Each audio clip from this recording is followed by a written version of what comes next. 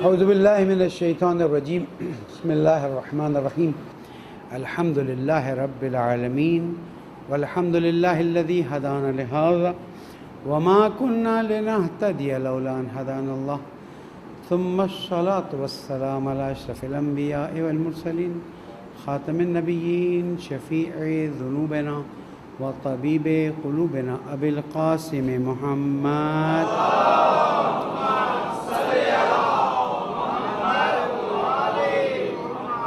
وعلى أهل بيته الطيبين الطاهرين المعصومين المظلومين الذين أذهب الله عنهم الرجس وطهرهم تطهيرا.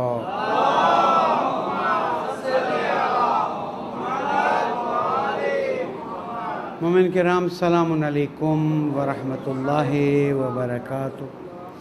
اوصیکم ونفسی بتقوی اللہ ونظم امرکم. پہلے اپنے آپ کو پھر آپ سب کو نصیحت کرتا ہوں کہ اللہ کا احترام کیجئے، اللہ کی پرواہ کیجئے، اللہ کی حضور میں گناہ کرنے سے اپنے آپ کو بچائیے.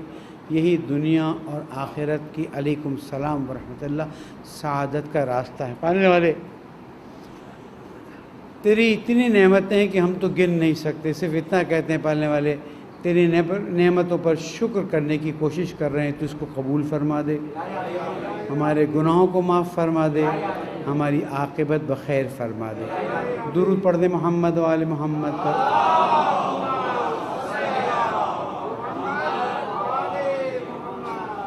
ذی الحج کا مبارک مہینہ شروع ہو چکا ہے اور ذی الحج کے مبارک مہینے میں بہت سی دعائیں ہیں، نمازیں ہیں، اعمال ہیں.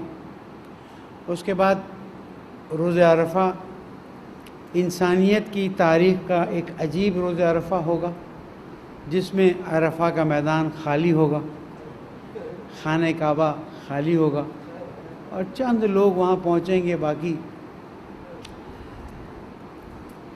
بہرحال یہ ایک المیہ ہے اور اس المیہ کی بنیاد سمجھاتا چلوں. یعنی خانہ کعبہ کا خالی ہونا، حج کا اس دفعہ 1000 یا 10,000 خاص لوگ، میری اطلاع میں 1000 ہے، ویسے 10,000 کہہ رہے ہیں، صرف حج کریں گے. اور پورا وہ سسٹم کہ جہاں پر لاکھوں حاجی جا کر لبیک اللہم لبیک کہا کرتے تھے وہ خالی رہے گا. ٹھیک ہے، ہم اپنے اپنے جگہوں پر انشاءاللہ اعمال کریں گے اور دعا مانگیں گے اور اللہ تعالیٰ نے ہمیں توفیق دی تو بے شک ہم اس کام کو انجام دیں گے. لیکن یہ پورا کورونا جو ہے سب اسی سے گزر گئے ہیں. جو صورتحال ہے، جو حالات ہیں، اس پورے کورونا کا مسئلہ شروع کہاں سے ہوا؟ اس کورونا کے شروع ہونے کا مسئلہ وہاں سے ہے کہ جہاں انسان نے اللہ کے احکام کو ترک کر دیا. کہاں ترک کیا؟ وہاں جہاں پر جو جانور حلال نہیں تھے ان جانوروں کو کھایا گیا. انسان بھی عجیب دیوانہ ہے. میرے الفاظ کو برا مت مانیے گا کہ کمپیوٹر خریدتا ہے تو اس کے لیے وہ ہیلپ لائن پہ جاتا ہے، اس کو کیسے کروں، اس کو کیسے کروں. ایک موبائل خریدتا ہے تو اس کے لیے گائیڈنس لیتا ہے. گاڑی خریدتا ہے اس کے لیے گائیڈنس لیتا ہے. یعنی کوئی بھی مشین خریدتا ہے، کچھ بھی خریدتا ہے، اس کے لیے وہ گائیڈنس لیتا ہے اور ہیلپ کی بک آتی ہے ساتھ. اور اگر نہیں آتی تو اب انٹرنیٹ پہ یوٹیوب پہ وہ چیز موجود ہوتی ہے تاکہ جو چیز لی ہے اس کے استعمال کا طریقہ ان کو آتا ہو اور اس کو صحیح طرح سے استعمال کریں. ایک درود پڑھ دیں محمد و آل محمد.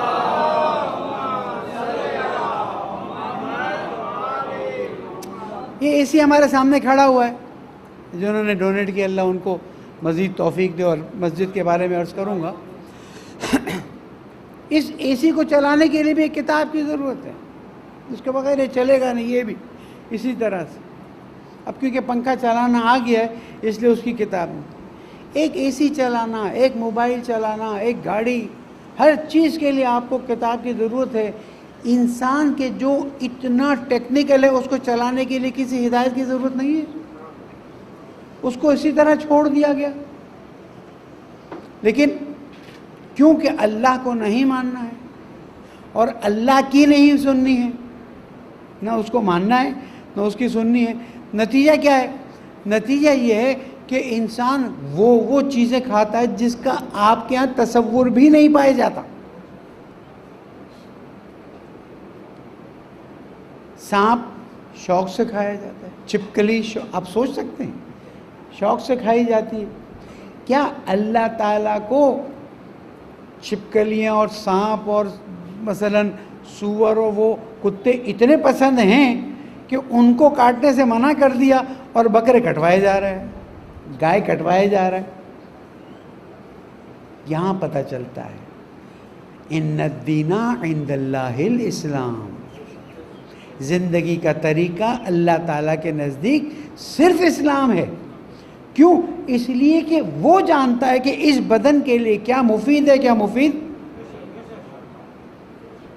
اور وہ ہم سے اتنی محبت کرتا ہے کہ اس نے ایک ایک جزیات سے آشنا کر دیا کہ دیکھو اگر ایک قطرہ شراب کا دودھ میں گر گیا وہ نجس ہے. اب وہ ایک سوئمنگ پول جتنا دودھ ہو تو بھی نجس، ایک گلاس دودھ ہو اتنا بھی تو بھی نجس. کیوں؟ یا اللہ اسراف کرا رہا ہے. ایک قطرہ خون، ایک قطرہ پیشاب، ایک قطرہ شراب اگر دودھ کے پورے سمندر میں گر جائے یا سوئمنگ پول میں گر جائے نجس. آپ ہاتھ لگائیں گے نجس. کوئی طریقہ باقی نہیں کہ جس سے اس کو پاک کیا جا سکے. یہ اللہ سبحانہ و تعالیٰ انسان سے محبت رکھتا ہے، اسی لیے تو یہ ڈائریکشن دیتا ہے. اور انسان ہے کہ جو من میں آئے وہ کرتا ہے، جو من میں نہیں آئے وہ نہیں کرتا.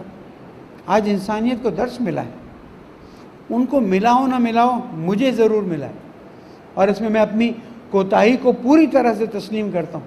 کیوں ہم نے اسلام کے خوبصورت چہرے کو انسانیت تک نہیں پہنچایا؟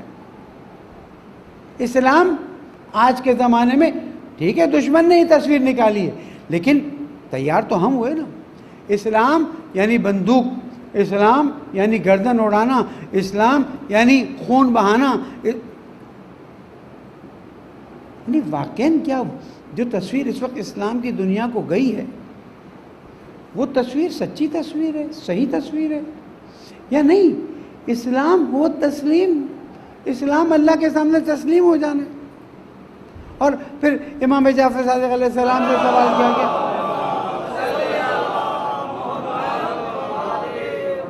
کہ دین کیا ہے؟ امام نے فرمایا دین الحب فی اللہ والبغض فی اللہ، اللہ کے لیے محبت، اللہ کے لیے دشمنی. ہم نے نہ خود سمجھا ہے، نہ ہم نے اپنایا ہے، نہ ہم نے دوسروں تک پہنچایا، ورنہ اللہ کا بھیجا ہوا دین، اللہ کے رسول کے ذریعے آیا ہوا دین ائمہ معصومین علیہ السلام کی زحمتوں، مشقتوں اور تکلیفوں، پریشانیوں کیسا گریا کرتے ہیں. ابھی ایک جملہ کہہ دوں گا سب کی آنکھوں میں آنسو آ جائے گا کہ اہل بیت پر اتنا ظلم ہوا. یہ کیا ظلم نہیں ہے کہ انہوں نے اتنا کچھ بتایا، آج ہم اس کو لے کے بیٹھے ہوئے نہ خود عمل کرنے کے لیے تیار ہے نہ دوسرے کو پہنچانے کے لیے تیار. اور جھگڑا ہے تو یہ ہے کہ تقلید کرنی چاہیے کہ نہیں کرنی چاہیے، مجتہد ہونا چاہیے کہ نہیں ہونا چاہیے، عزاداری اس طرح ہونی چاہیے کہ نہیں ہونی چاہیے. او بابا، جو چیزیں واضح ہیں اس میں بحث کی کیا ضرورت ہے؟ ضروری تو نہیں ہے کہ جو طریقہ آپ بتائیں گے اسی طریقے سے جایا جائے گا. مجھے یاد ہے آخری خطبہ میرا یہی تھا کہ جو ما آتاکم الرسول فخذوا وما نہاکم عنہ فانتہوا، جو رسول اکرم دے وہ لے لو، جس سے رک جائے وہ رک جاؤ، ختم ہو گئی بات.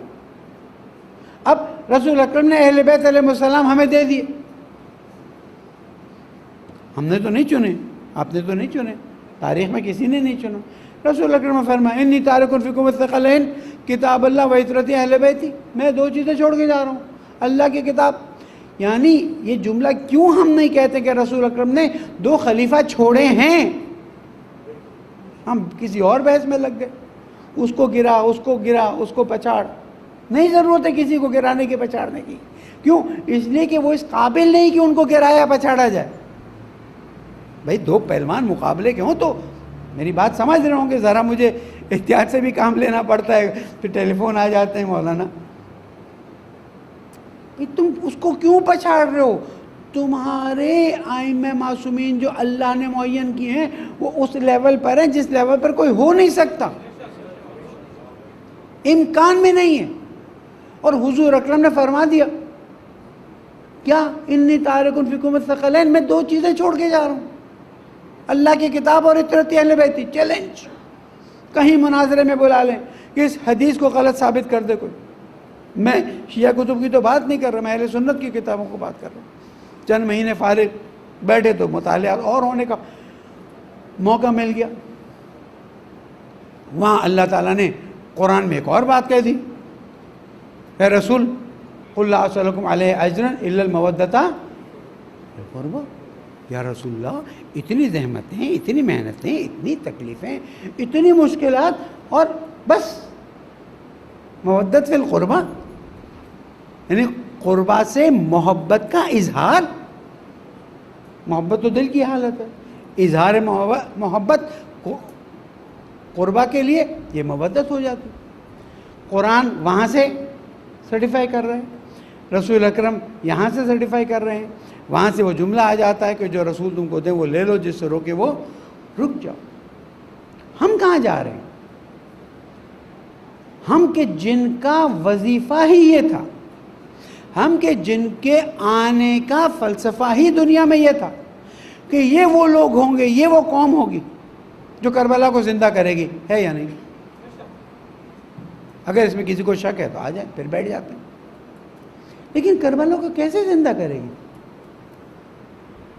صرف رو کے, صرف ماتم کر کے, یا نہیں؟ رونے اور ماتم کے ساتھ ایک بڑا کام کریں گے یہ لوگ, اور وہ بڑا کام یہ ہے کہ جو حسین علیہ السلام سید الشہداء امام حسین علیہ السلام کی جو اللہم صلی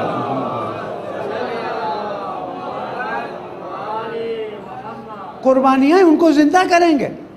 حضرت ابراہیم علیہ السلام کی قربانی کو اللہ نے زندہ کروا دیا, جبکہ بیٹے کو ذبح بھی نہیں کیا.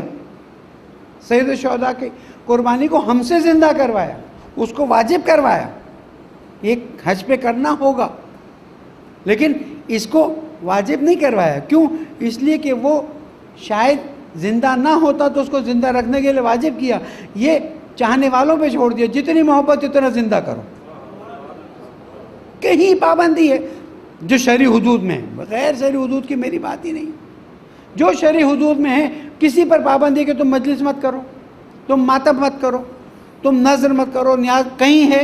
ہاں جو شرعی حدود ہیں اس سے نکلو گے. ساؤتھ امریکہ کے ایک ملک میں نے کسی زمانے میں بیان کیا تھا, حسین کر کے ایک جلوس نکلتا ہے. ہمارے ایک صاحب تبلیغ کے لیے گئے ہوئے تھے, وہاں پر پہنچ گئے. بزنس مین تھے, لیکن ہمارے خوجوں میں بزنس مینوں کو تبلیغ کرنے کا شوق ہوتا ہے, اور اچھا بھی ہے, آپ لوگوں میں بھی ہونا چاہیے.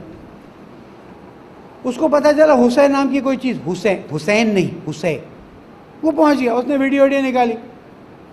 تابوت ہے, علم ہے, لیکن ان تابوت اور علم کے آگے جشن منایا جا رہا ہے, شراب پی جا رہی. کیوں؟ بھئی ہمارا ایک بہت بڑا بادشاہ تھا, اس کے بیٹے کو مار ڈالا, لیکن اس کے مرنے کے باوجود وہ جیت گیا, ہارا نہیں. فلسفہ کتنا صحیح ہے. لیکن کیونکہ جو لوگ ہمارے ہندوستان, پاکستان سے, افریقہ سے وہاں گئے, حتماً اس میں شیعہ اہل بیت علیہ السلام کے چاہنے والے تھے, انہوں نے اپنی عزاداری کو باقی رکھا. لیکن آگے جو مقصد امام حسین علیہ السلام تھا وہ توجہ نہیں رہی, جس وجہ سے بھی آپ تعجب کریں گے کہ یہ کیا حال ہے. تعجب مت کیجیے, آپ کے یہاں بھی چیزیں ہو رہی ہیں.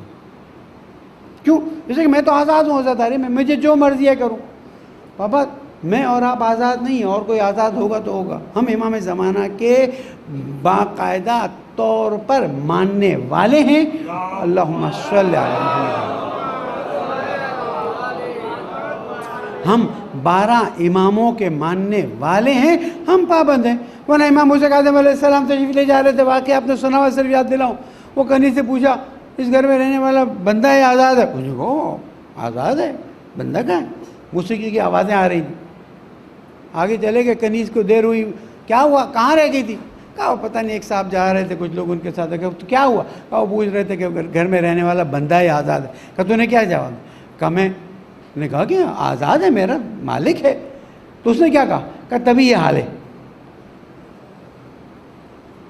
جب کنیز نے کہا کہ آزاد ہے تو اس شخصیت نے کہا تبھی یہ حال ہے۔ یہ دوڑا، دیکھیں اس طرح ہدایت ملتی ہے۔ یہ دوڑا، جوتیاں نہیں پہنی اس نے کہا یہ بات کوئی چھوٹا موٹا انسان نہیں کر سکتا ہے۔ امام کے پیروں پہ پڑ گیا، کہا مولا میں بندہ ہوں، آزاد نہیں ہوں۔ امام نے کہا اگر بندہ ہے تو بندے کی تو یہ حالت نہیں ہو سکتی کہ رقص و موسیقی کی محفل اس کے گھر میں ہو۔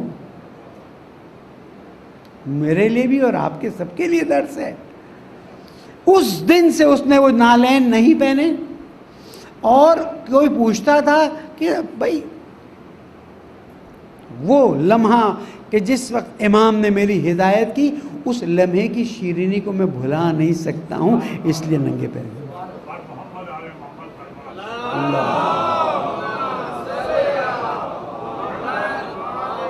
تو یہ کورونا کا مسئلہ وہیں سے میں لے کر آیا آپ کو۔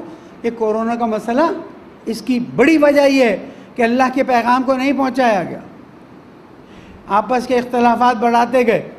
دشمن نے کہا آپس میں مشغول رکھو تاکہ یہ باتیں پھیلائیں نہ۔ دشمن کے طریقوں میں سے ایک طریقہ ہے، دھماکے کی یہ فائدہ نہیں ہوا، قتل کی یہ فائدہ نہیں ہوا، شیعہ کافر کیا نہیں فائدہ ہوا، کہا آپس میں لڑا لو۔ لڑانے کے لیے تو بہت سی چیزیں نکل آئیں گی۔ ابھی یہاں پر ایک بات کہہ دوں، آدھے ادھر ہو جائیں گے، آدھے ادھر ہو جائیں گے، دیر کتنی لگتی؟ یاد رکھیے ہمارے پاس اہدنا الصراط المستقیم ہے، اور صراط مستقیم صراط امیر المومنین اور 11 امام ہیں۔ اس کے لوگ کوئی مولوی، کوئی ذاکر، کوئی نوحہ خان، کوئی کچھ کہے قبول نہیں کر سکتے۔ خود چھٹے امام علیہ السلام فرماتے جب ہماری کوئی بات تم تک پہنچے تو پہلے قرآن پر رکھ کے دیکھ لینا، کہیں قرآن کی مخالف نہ ہو، اس لیے کہ ہم قرآن کی مخالف کوئی بات کرتے ہی نہیں، خود کہہ کے چلے گئے۔ اب تم آ کے کہو نماز یہ، روزہ یہ، تقلید یہ، پتہ نہیں ہر چیز کو ختم کر دو، بس ایک چیز چلے گی تو سب ہو جائے گا۔ جس کو وہ کرنا ہے وہ کرے، اسلام اس کو قبول نہیں کرتا۔ اس لیے آپ بھی احتیاط کریں، اطاعت کریں اللہ کی، رسول کی، اور اولی الامر جو ائمہ معصومین علیہ السلام ہیں، تاکہ میری اور آپ کی زندگی بہتر طریقے سے آگے بڑھے۔ پالنے والے تجھے محمد والے محمد کا واسطہ، ہم سب کی عاقبت بخیر فرما۔ پالنے والے تیرے رسول اور ائمہ معصومین کا اتباع کی توفیق عطا فرما۔ جہاں جہاں مومنین پریشان ہیں ان کی پریشانی کو دور فرما۔ پالنے والے بہت سی مشکلات ہیں، دلی حاجات ہیں، ان سب کو روا فرما دے۔ زمانے کے امام کو ہم سے راضی فرما، ان کے ظہور میں تعجیل فرما۔ بسم اللہ الرحمن الرحیم۔ والعصر ان الانسان لفی خسر الا الذین آمنوا وعملوا الصالحات وتواصوا بالحق وتواصوا بالصبر صدق اللہ العلی العظیم۔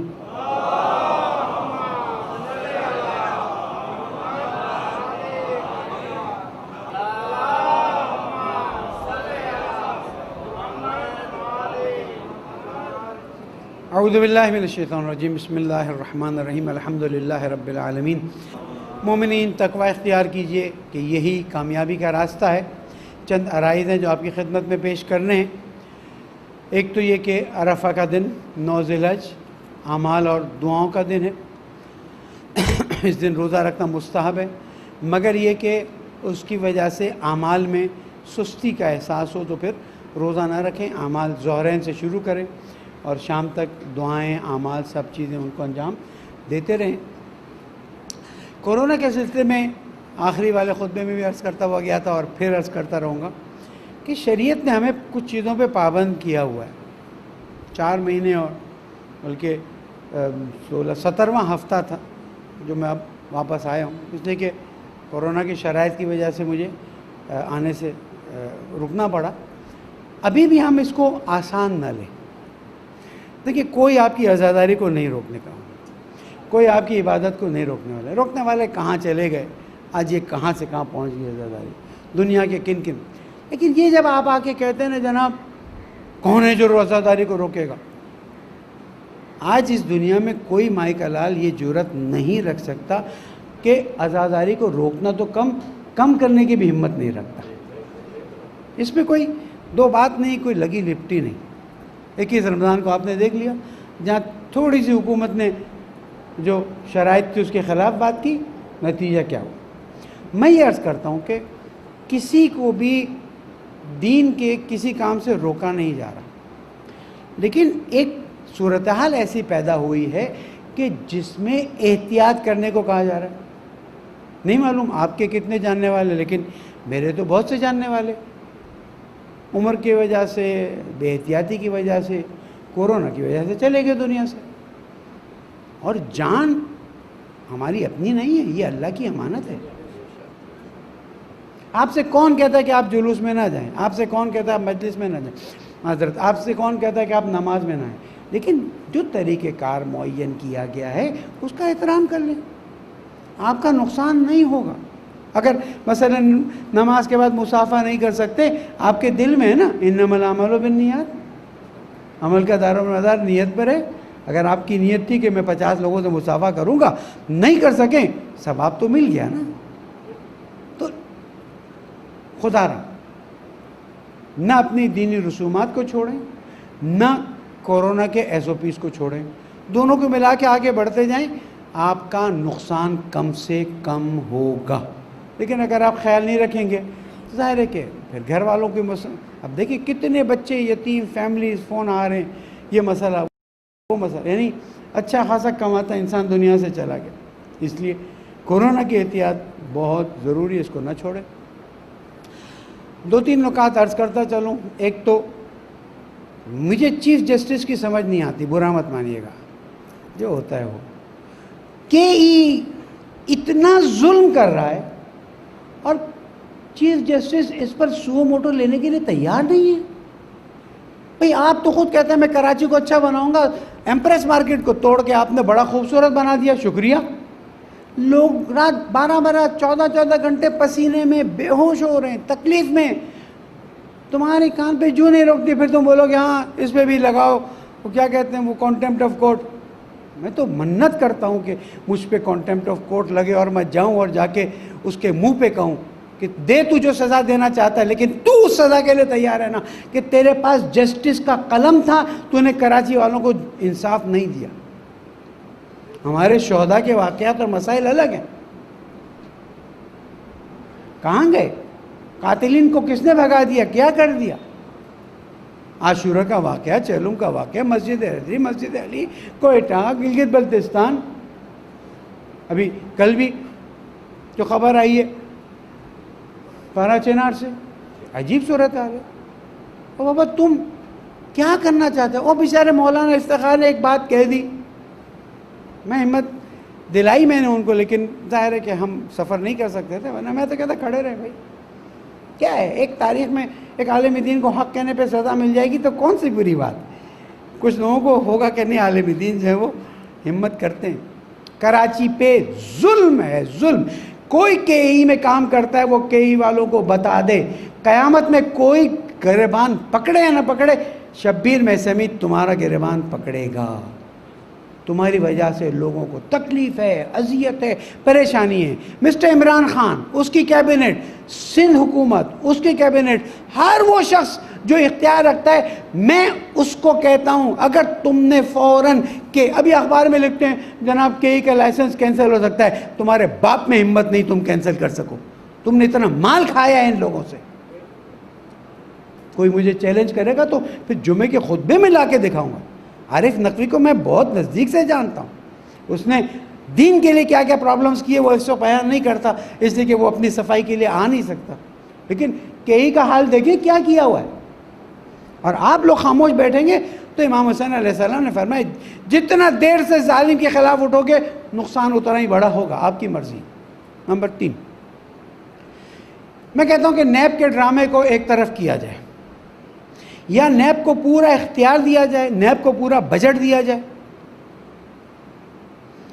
نیب کا جو وکیل جاتا ہے وہ 25,000 روپے والا ہوتا ہے، اور مجھ جیسے کہ کسی نے غبن کیا، اس کے خلاف کیس ہے، تو میرا وکیل میرے خلاف غبن کا کیس مثلاً اگر 1 ارب روپے کا، تو میرا وکیل 1 کروڑ روپے مجھ سے لے گا. میں 1 کروڑ والے وکیل کو لے کر جب 25,000 والے وکیل کے سامنے جاؤں گا، اور کسی نے اللہ نہ کرے 25,000 اس کی جیب میں ڈال دیے مزید، وہ تو پنچر ہو گیا نا. اس طرح سے نہیں ہوتا. دیکھیں، نظام عدل امیر المومنین علیہ السلام کو اگر آپ سمجھیں تو آپ کو اندازہ ہو جائے گا کہ یہ سب کیسے ہو سکتا ہے. کس کو نہیں پتا کہ فلاں فلاں فلاں نام نہیں لیتا، ضرورت بھی نہیں ہے. وہ سورج ہے، یہ سورج تو نہیں بتایا جاتا نا کہ انہوں نے غبن کیا، لیکن پکڑے ہی نہیں جا سک رہے. کیوں؟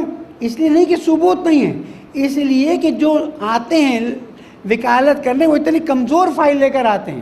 بھئی کسی نے تو اس کو بھرتی کیا تھا، میری بات سمجھیے گا، برا مت مانیے گا. اس کے بعد ماشاءاللہ PIA اور CAA، میں تو وکیل ڈھونڈ رہا ہوں، کیونکہ میں شاید 10,000 سے زیادہ مرتبہ PIA میں بیٹھ چکا ہوں، چاہے کراچی سے ٹورنٹو جانا ہو یا پاکستان کے اندر جانا ہو. مجھے کیس کرنا ہے، میں سچ کہہ رہا ہوں، مجھے کیس کرنا ہے PIA پہ اور CAA پہ کہ مجھے بتاؤ میرے کتنے پائلٹس ایسے تھے جن کے لائسنس غلط تھے، خراب تھے، اور کتنے ایسے پائلٹس ہیں کہ جنہوں نے غلطی کی. ایک چھوٹا سا نقطہ سمجھاؤں میں آپ کو. مجھے بہت افسوس ہے اس جہاز کے کرنے کا، حالانکہ کوئی میرا جاننے والا اس میں نہیں تھا، لیکن اس کا مطلب یہ تھوڑی ہوتا ہے کہ ہم کہیں کہ بھائی ہو گیا ہو گیا. آپ میں سے اکثر لوگ جہاز میں بیٹھیں، جہاز جب زمین سے اڑنے جاتا ہے تو ٹیکسی کرتا ہے، اور پریشر سے ٹیکسی کرتا ہے، کرتے کرتے کرتے پر اس کو اڑا کے لے جاتے ہیں، ہے نا. یہ کیا ہوا کہ زمین کو لگے ہوئے انجن والا جہاز اتنی تیزی سے آ رہا تھا کہ وہیں سے اڑ گیا پھر سے. کسی نے اس پوائنٹ کو نہیں لکھا، اور مجھے تعجب ہے اس بات کا. کسی نے، میرا ایک طریقہ ہے، ایک چیز کے پیچھے جاتا ہوں تو آخر تک جاتا ہوں، واٹس گوئنگ آن. اور پھر CA والے یا ATC والے اگر کوئی ہے تو برا مت مانیے گا، کوئی ریڈ الرٹ نہیں جاری کیا، کوئی ایمبولینس نہیں ہلی، کوئی فائر بریگیڈ نہیں ہلا. بھئی ایک واقعہ ہو چکا نا، اب یہ جہاز اڑ بھی گیا تو اڑنا ہی نہیں چاہیے تھا، وہ اڑ گیا ہے. 17 منٹ میں آپ نے نہ فوم بچھائی ہے، نہ کوئی کام کیا ہے، اور اس کے بعد جناب ہم نے پکڑ لیا ان لوگوں کو کہ جن کے لائسنس جعلی تھے، ہم نے سسپینڈ کر دیا. ارے موت کی سزا دو، اور جنہوں نے لائسنس جعلی بنائے ان کو موت کی سزا دو، اور جنہوں نے ان کو رکھوایا ان کی دیکھے تو دیکھو ایک بات. تمہیں جرت نہیں ہے. میرے مولا فرماتے نا، یا اشباء الرجال ولیس بالرجال، اے مردوں کی شکلوں میں عورتوں،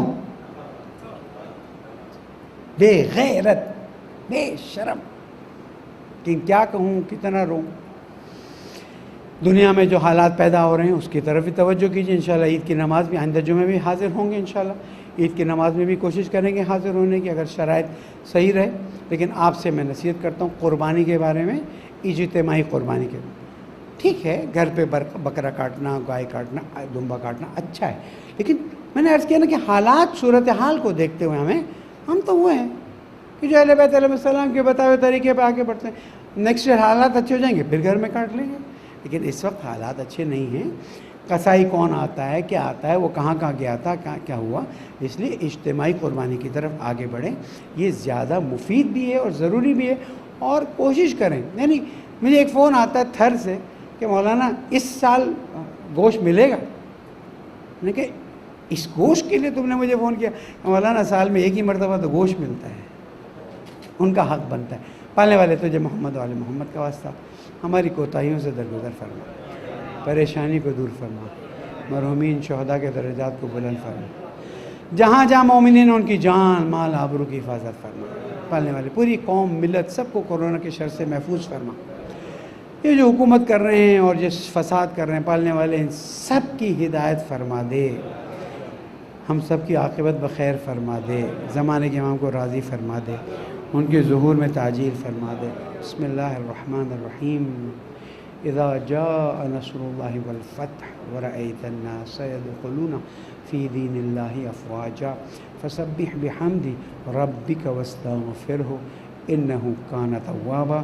صدق اللہ العلی العظیم۔